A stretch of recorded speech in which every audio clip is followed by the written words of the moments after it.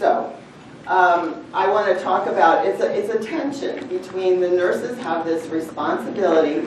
It's stated in the Nurse Practice Act in every state that you're to be an advocate for patient safety, and if you don't do that, you're, can be disciplined. So there's that tension against the hospital's need to not hire too many staff and, to have the minimum staff that they can have because of financial reasons and so on. So there's other decisions they make for financial reasons as well.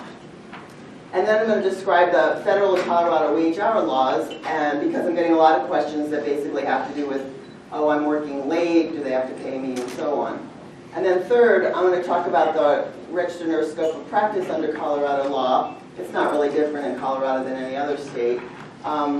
And compare that against two requests that are commonly made of nurses working facilities. So question one. First I'm just going to give you the questions, then we'll go back to the answers. Question one. I work as a nurse at a hospital crisis unit.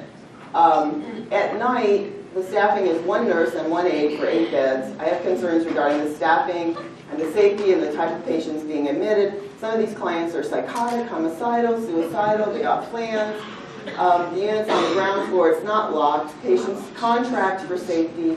We've had patients who've walked out into traffic. I don't feel safe, and I've told my supervisors about this. And I've been a psych nurse for 20 years, and I've seen what can happen even in a locked unit with many staff. Is this legal? Okay, so is it legal? We'll talk about that. Then there's the is it legal, and then is it right? It's not right, maybe legal, but still not right. At any rate, question two. I work for a facility that has recently gone to an EMR. Previously, we used narrative charting and a paper assessment flow sheet. Many nurses would chart in a timely manner and pass the flow sheet off to the next shift. Every now and then, some nurses would stay late to finish their charting, but always on the clock. Now we've gone to the EMR, and nurses have found out how to access that at home, and they go home to finish their assessments rather than stay late. On a few occasions, the nurse has even completely forgotten to chart any vital signs, assessments, intake, or outputs, or anything to show that the patient received care that shift, and then charted 5 days later. What legal ramifications can this pose? How can a facility go about instituting a policy based on these legal issues? Is there any law or statute that gives a clear picture of what charting outside your shift? Okay. Question 3. Our doctors want the nurse or the clerk to take care of their computer order entry. Basically, they're not, they don't know how to do it that well. They quickly give us verbal orders or say, well, you know what I want. And since there's no proof that the physician initiated the order, are we working outside the nursing scope of practice? And then along these same lines, just different sort of scenario, standing orders for colonoscopy perhaps are routinely ordered by the registered nurses under a physician's name. Is this legal? All right. So the tensions again, you've got A, you've got a responsibility to protect the patient. B, the hospital or the practice, they have their concerns. C, there are efficiency concerns. And D, my thing today is for you how to protect yourself. Because some of the solutions that people are coming up with to deal with efficiency issues, while they are well-founded, they're not good for the nurse. And you have to figure out a way to deal with this. For example, just to give you one other story, this came in last week. This nurse who works hospice, and she's the one that makes the initial visit, she's given a stack of pre-signed DNR forms, pre-signed by a physician, DNR forms, and she is to insert the name of the patient. And this is because, there's a good reason for this. This is because you want to avoid a situation where the patient goes into hospice, the hospice faxes the DNR form to the physician, he or she signs it, faxes it back, goes to the case manager, sits around in that person's inbox for a while, then the case manager brings it to the family. So you want to avoid, during all that time, a situation where the patient collapses, the EMTs come, and there's no DNR, so they resuscitate. So you want to avoid that. So that's why this nurse is carrying around pre-signed DNR forms. But this is a nightmare to me for the nurse. Not for everyone else, but for the nurse, because here's what will happen. Okay, patient signs DNR form. Okay, nurse carries around this pre-signed form, fills in the name, patient signs it. The patient then, the next day, collapses, is not resuscitated. The son flies in for the funeral.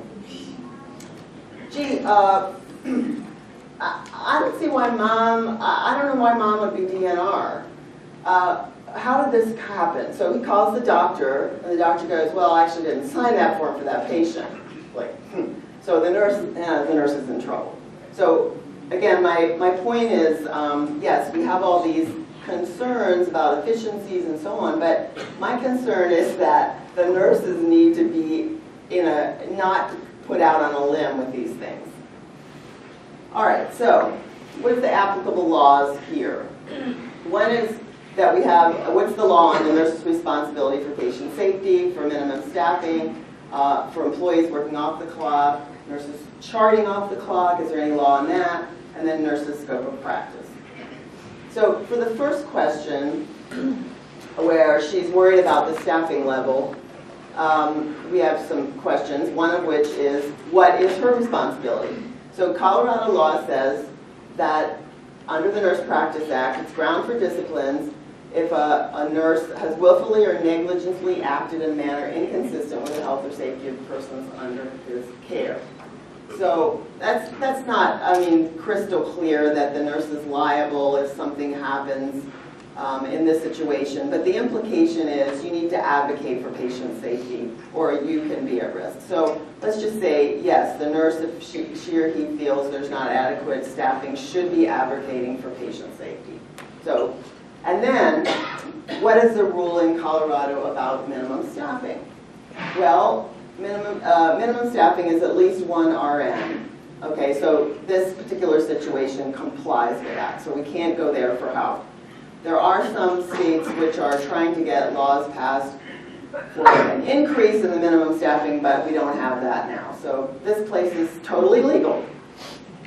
And then in terms of locking the facility, there are some state laws that call for crisis units to be locked, but Colorado doesn't get in on that. So the place is legal. So we're back to the nurse. What, does she have any legal or he have any legal recourse? No, not really. What? But yes, does the nurse have responsibility? Yes. And maybe the nurse is even fearing for his or her own safety. So a lot of these questions, there's no legal solution. It's a matter of convincing, negotiating, putting forth your concerns, and hopefully offering a solution.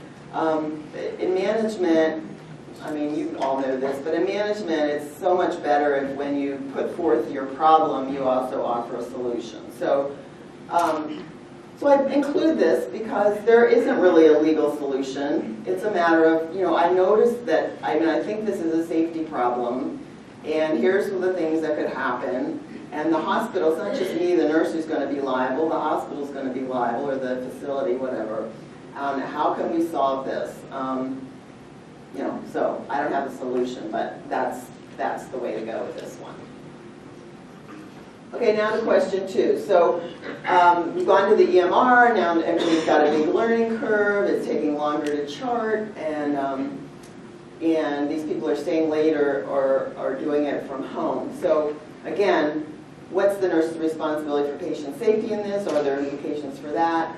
And then, is late charting consistent with the standard of care? And then, what about working off the clock? And so, is it consistent with standard of care? Or is it a breach of the standard of care, is how I put it. Yeah, it can be a breach of the standard of care to chart late.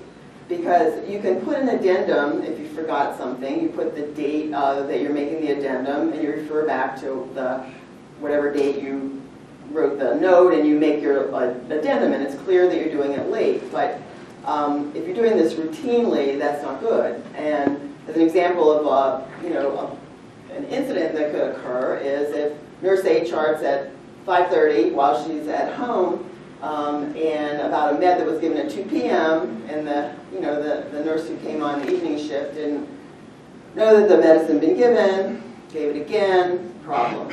I mean, there's numerous examples of people charting at 7 p.m. on a patient who died at 3:30. I mean, it's ludicrous. So you want charting to be contemporaneous and within the shift and all. And so, I mean, here now, before I wrap this up, we have another problem. Here's Colorado law. We got federal law on wage hour and Colorado law. Colorado law just says that if you work longer than 12 hours in a given day, they have to pay time and a half. So that's a little bit stricter in some sense than federal law. Now, in federal law, if you're an RN or an advanced practice nurse, you're considered professional and exempt. So you don't get paid for overtime. The general rule is everybody who works more than 8 hours a day or 40 hours a week gets paid overtime, and you definitely get paid for all your hours worked. But if you're professional, no. You're supposed to do the job in the time it takes for you to do the job, and you get paid a salary. However, if you're an RN and you're paid hourly, there's nothing wrong with that. That can happen. But they need to pay you for all your hours worked. So if you're working at home charting, they need to pay you for that. And one of these questions which kept me awake at night was a nurse. I think she might have been an LPN, I'm not sure, RN LPN. She worked at a facility, and she said that often she was doing the work of 4 people. People calling sick, whatever. She couldn't get her charting done during by the end of the shift. So she would stay late to chart. And she wasn't asking for pay, she just did it. And so the hospital or the facility told her, don't stay late. And she went ahead and stayed late, and they fired her.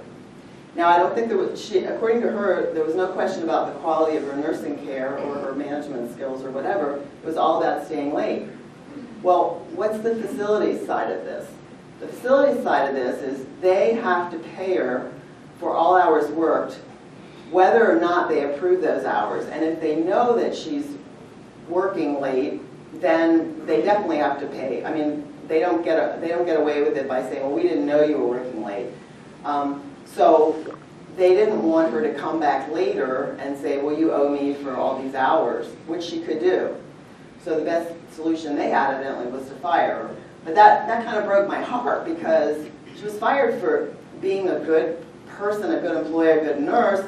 She said, I can't just hand off these patients, you know, I have to communicate something. So I'm here to tell you that if you're paid hourly, they have to pay you for the hours you work, but they can also tell you don't stay late, and if you do, they can fire you. So this whole EMR thing is, you know, going to work out eventually, but as people are learning to do it, and it seems to take everybody longer than it used to do paper, there's a lot of things to be worked out. So again, it's a matter of, really, the best solution is negotiation, persuasion, etc. I mean, if you find that you can't get your work done in the shift, during the shift, and you were paid hourly, then work it out somehow, bring it up with the supervisors. Either, I mean, it could be that you're super slow. I mean, if that's the case, work on that. It could be that no human in the world could complete the work in the time allotted, in which case that's the supervisor's problem. But it's best to kind of work all that out. If you see a problem coming, then, I mean, get fired over it, because that, to me, that's just a waste of a good nurse and a good job. So basically, late charting it's not only a wage hour problem, but it's going to be difficult to defend if something goes wrong with the patient. The fact that you charted late is just not going to be, if you have to defend yourself, it's just not going to be that credible. So that's what they say. It's basically really avoid that late charting stuff. And flow sheets, I mean, I thought flow sheets were, you know, to be done sort of, you know, contemporaneously every hour, and to be charting flow sheets late just seems really risky to me. Sometimes it's just that the supervisors don't know the wage hour laws that well, so they get in these binds because they allow something to happen and they didn't even know it was illegal. I mean, I think that's probably what I think when I was practicing as a nurse on the floor, I think I was just blissfully ignorant all the laws. I just did what I was told. I didn't really know. Hopefully, you all won't be blissfully ignorant. So I go through some of the things to do to negotiate, to persuade, to work these things out. And then the last two questions about the doctors asking you to put the orders on the chart, again, probably an EMR problem. And then the one about the gastro patients who are having colonoscopies, having a nurse do the orders. I mean, that's not really a matter of life or death. I mean, someone, if they get their laxative, laxatives aren't probably going to hurt that many people, and there's probably not that much medical decision-making involved. However, what you don't want is to get in a situation where you are hanging out to dry because you entered orders and it is not in your scope of practice. Now, and here's the scope of practice for a nurse in Colorado, and they talk about you can do what's in your, what you've been trained and educated to do. And so the question being, were you trained and educated to make medical decisions about ordering tests and prescribing? And the answer is no. So basically, and here's the algorithm. I know you can't read this, but it's the algorithm that's on the Board of Nursing website about how to decide when something's in your scope of practice. So if you're in a situation and you're questioning it, go through this algorithm, see if it's in your scope of practice. If it's not in your scope of practice, then again, you got to do something about that. Negotiate, somehow persuade. I mean, I'm not saying everyone go out and refuse to follow, instructions of your supervisors, but tell them what the problem is, and basically refuse to be out on a limb, so that someone doesn't come along and cut off the limb after you. So this slide's I realized this morning, is a little bit confusing. There's no law in Colorado on standing orders. The small print is just Medicare's rule under the conditions of participation for hospitals that says that orders have to be written by a qualified practitioner, being a physician, advanced practice nurse, or a PA. And then standing orders generally are discouraged by Medicare and the Joint Commission. They are legal, they can be done, but for a standing order to be sort of past Medicare audit or muster, it has to be agreed on, it's in writing, it's agreed on among the physicians, the pharmacy, the nursing, and the administration, and it has to be authenticated by the ordering provider, and it has to be consistent with evidence-based medicine and so on, and there should be policies and procedures about it. So standing orders are generally not to be used, but in places like the ER, you kind of need them. It's a patient safety issue. If a patient comes in with chest pain, it really, really helps if the nurse has a standing order for an EKG and an IV, things like that. Excuse me. So my take-home message to you is just to protect yourself by, if you're in a situation where you're asked to put in orders, avoid that, and whoever you have to negotiate with to try and not have to do that is best. So basically, there's really very few black and white answers on the law. I mean, sort of HIPAA is one place that there are kind of black and white answers, but generally it's not a black and white situation. If you're a salaried RN or an APN, then there's not really any wage hour law issues. You have to work to get the job done under that salary, and if you need more salary, you negotiate for more salary.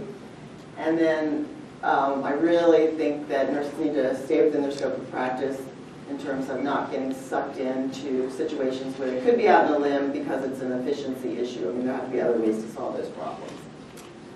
So I wanted to leave some time for questions because I realized that these issues may not be your issues. So I thought if you want to, I would give a shot at any questions you might have that you've been struggling with.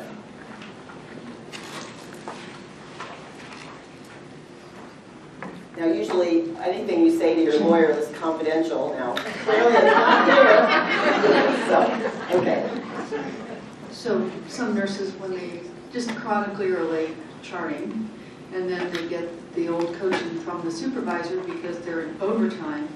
So what they do is they clock out at the correct time and then continue working.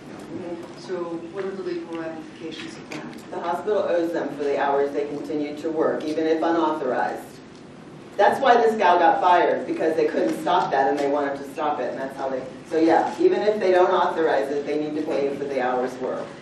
It's a horrible situation. You have to communicate, you have to. You can't get it done in the time. I mean, the only solution I know is to negotiate your way somehow into getting paid for those hours, getting them authorized, not getting fired over it, and doing what has to be done. Yeah. But can the nurse, continue working? They're comfortable doing it on their own time. There's no pressure, to get it done fast. Is it okay for them to continue churning? I mean, it's okay morally, ethically, and legally, but the hospital can also fire you over it. That's what I'm saying. Oh. Yeah. In fact, it would be just unethical to just leave things that need to be communicated uncommunicated. I mean, this is a serious problem. So, and as I'm saying, I don't think necessarily the supervisors are really necessarily tuned into all the wage hour laws. So, but you don't want to get fired over that. So I work in an emergency room, and they're having us do what they're calling collaborative practice. Like, we're starting IVs, we're starting labs, and they're pressuring us to get medications. And my question about that is, if there's an event under this collaborative practice, are we covered? So you're being asked to give medications without an order? Is there a standing order? Standing order. Yeah. So, okay, so I don't want to get off too far, but Medicare has changed its rules 5 times in the last 4 years on this. And why is Medicare the judge? Well, Medicare is the judge because they put out conditions of participation, meaning if you are going to take our Medicare patients, you have to meet these conditions for all the patients. And they went back and forth. First they said no standing orders, then they responding to the ER, because the American Academy of Emergency Medicine or whatever, they said, this is a patient safety issue. We have to, we can't see the patient the minute they come in the door. The physicians may not be available. The nurses have to have some leeway to do some stuff to save some lives. So Medicare backed off and said, for emergency room, you can have standing orders as long as they're gone over by the pharmacy, physicians, nursing, administration, et cetera, all those things I said. So it's probably legal if they've gone through all those steps. And if you're following a standing order, then you point to that standing order. If something goes wrong and the patient has an allergic reaction to the medication, well, I operated under the standing order, so then you're covered. It's still not a great idea, but I can see the utility of it in the ER situation, for sure.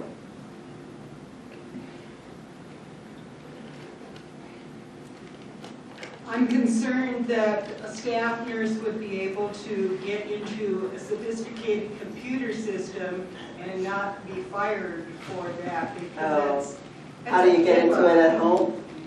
Yeah, the writer said, I don't even know how these folks got into it at home, and I don't know the answer to that. So where's the HIPAA on that? Yeah, good point.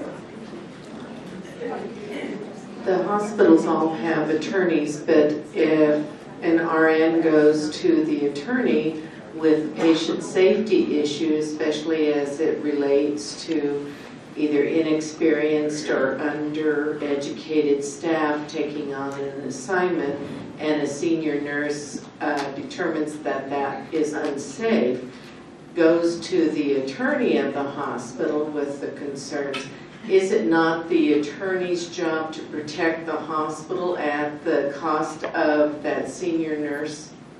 Yeah, it might be.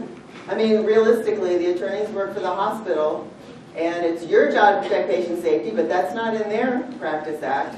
So I see it. I see what you're saying. And that's why I'm saying the negotiating, persuasion, and so on. And the other thing I have to say is, lately, in the last year or so, people have called saying they've gotten fired for going over their supervisor's head.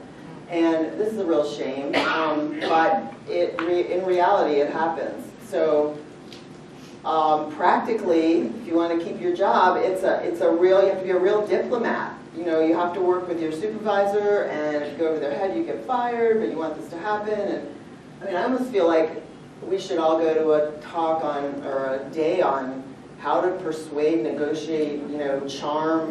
Go to charm school, you know, to get these things done. Yeah, not easy. Anybody else? You know, back to charting in a timely fashion, I'm thinking about that LPN, and I think as her manager, you have to be, you know, you have to look at what's fair and equitable. Yeah. And so if everybody can have a bad shift and have to stay late and do charting, and I think we all understand that, but if it's a consistent issue and nobody else required that much time, unfortunately, maybe, you know, hopefully they worked with her on time management and how to be more efficient. And I mean, that's a sad situation, but we've all worked with people that just couldn't complete their job in a given amount of time. And then as far as accessing medical records from home, I actually think it's good because sometimes you do forget something simple, an INO. Tracy just told me she forgot her last assessment the other day, and so, you know, if you're doing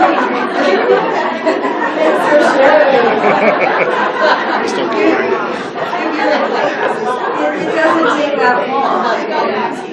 And you know, we monitor that. I can tell you from the management standpoint, we monitor that very closely. So we are looking at those records that are accessed from home. And if that nurse didn't have a reason to be in that record, that's big trouble. But really, if they're going in there just to put in something they forgot, that's very different than doing 12 hours worth of charting from home. And they should be paid for it. They should be turning in that time and being paid for it. Yeah, you make good points. Thank you. What is your input on personal nursing insurance? Is it necessary? Whether you get your own? Yeah. Generally, I'm told that the hospital's going to cover you for things that happen in the hospital. I mean, I can argue both sides of this, okay? If you do any work outside the hospital, of course, they're not going to cover that. If you decide to get involved in the care of someone you are on the beach and they fall down and you get involved in that, they're not going to cover you for that. But they should be covering you for things that you're involved with on your job, and if that's all you do, that should be okay. Now, given that, when something happens, it's a team effort, and this do everybody, the hospital, you, the physicians, everybody, and then people start pointing fingers. And so under situations like that, it is often really good to have someone who's got your interest at heart and only your interest at heart, and then the insurance gets you an attorney. Now, I don't have any connection with malpractice companies or anything, insurance companies, but I mean, and everything I say, there's a counter argument too. So generally, you should be okay, but it's often nice to have your own attorney when, you know, people start pointing fingers. Look out for you. So that's about all I can say on that. Yes? I'm not a nurse, so I'm not familiar with sort of the legal aspects or lawsuits, but what is the most common one or two legal actions against a nurse? Yeah.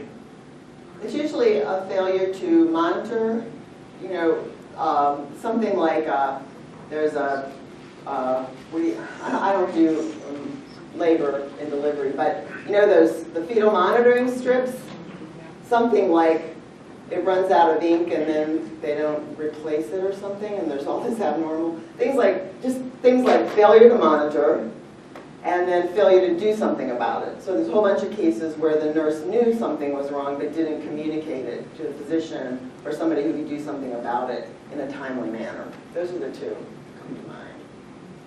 Or you know, the physician ordered neuro checks times every hour or something, and they didn't document or do it. Stuff like that. Failure to monitor. And then failure to communicate. It's still not, I mean, still nurses are sued way less than most any other healthcare provider. As you can tell, if you try to buy malpractice insurance, it's cheap. It's cheap. It's still cheap. Nobody else's is cheap. So. When you talk about the same thing Dr. Rajpal brought up, and you're dealing with like lunch breaks or in the ER when one nurse will go up 3 or 4 patients and they'll go to lunch and they come back and they get 3 or 4 more other patients, and say you have neuro checks due, however frequent, and in the handoff, the bedside reporting is a big thing now. So if it's not done astutely and then the handoff happens, does that spawn litigation as well? Could be, if there's some, I mean, there are lots more mistakes made than anybody ever sues over. And there are a lot of people who know they've had a medical error and they still don't sue because they like the doctor, the nurse, whatever. But if there's a problem, patient suffers an injury, then yeah, any of that could be an issue. So the elements of malpractice are that you had a duty to the patient. Usually if they're in the hospital, you have a duty to them. You can also establish a duty when you're not at work by taking on the care of a patient. A breach of the standard of care, and then an injury, and then a causal relationship between the injury and the breach of the standard of care. So any of those things, you know, failure to hand off, failure to communicate, failure to do neuro checks every 2 hours, whatever, that could all be an issue. And it will all be argued out by experts in court. What I've learned, you know, doing agency for 10 years, if I've had a real difficult patient through the night, and being agency, you never really know if you're going to get covered or not and carry insurance. But if that patient is difficult, I make copies, I know it's illegal, but of my own notes, and of my own notes. And I would make copies of my own notes and put them into a safe at home. Well, that's legal. You're not going to find anything, I mean, you're not going to find out that you're getting sued for 2 to 3 years later. That's right. You know? So any typical patients I know that had died, or doctor didn't respond, or medicine wasn't appropriate, tried to change my medicine, calling. I still have files I still worry about. Okay, Am I so gonna she's get called saying, okay. She's saying if she's really worried about something, she will make a copy of her note that day and put it in a safe file at her home. I don't believe that's illegal, and HIPAA would say that's, you know, if you safeguard that place you keep them, good. Yeah, I mean, but if someone the were thing to is get that into that, that's not good. The hospital has a way of losing those notes, Sure. you know. Yeah, I So don't that know. was my own issue. I don't have any problem with that. It's very true. You have 7 more minutes. Oh, we have plenty of time. Do you want more questions? No? Okay. One down Just here. from what she was talking about right there, what's the statute of limitations on something like that? If someone coming forward and pursuing a lawsuit against a nurse, what is there? Yeah, there's statute of limitations. So, and it varies depending on whether the patient was a kid or an adult, and it depends on the state. And I didn't look up Colorado law, but usually it's 3 years from the time when the patient discovered or should have discovered that there was a problem. So, you know, it could be 3 years from the incident, or it could be longer than that if they didn't discover they had a problem until later. With kids, it's like 18 years or something. Yeah. So it's a long time. Long time. Statute of limitations, long time. Well, I guess I could have talked slower. I was rushing through. So, okay. Well, thank you very much. It's been a pleasure. So there.